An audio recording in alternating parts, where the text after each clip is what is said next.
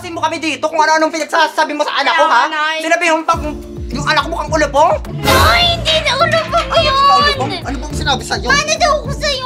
Hoy, talagang mana sa akin ang anak ko, Maring Nena, ha? For your information, nilabas ko yun dito. Oo.